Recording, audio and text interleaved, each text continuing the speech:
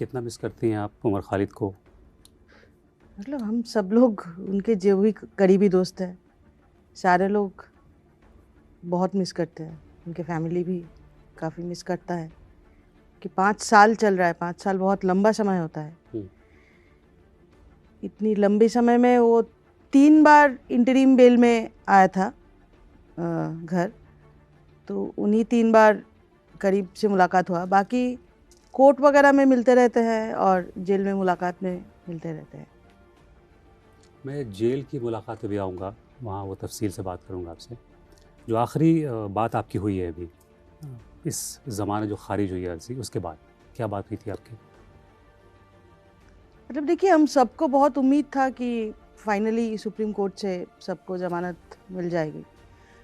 और 5 साल में क्योंकि ट्रायल भी शुरू नहीं हुआ है इस केस का, तो ज़मानत मिलना वाज़ वेरी बेसिक। मतलब जब इतने लंबे अरसे से ट्रायल नहीं चलता है, तब ज़मानत हो जाना ही बहुत नॉर्मल बात होना चाहिए था। और सुप्रीम कोर्ट क्योंकि देश की सबसे एपेक्स कोर्ट है, we were all very hopeful. तो सब लोगों को बहुत धक्का लगा जब ये ऑर्डर आया। सब लोग ही तो बहुत मतलब we were very feeling very hopeless.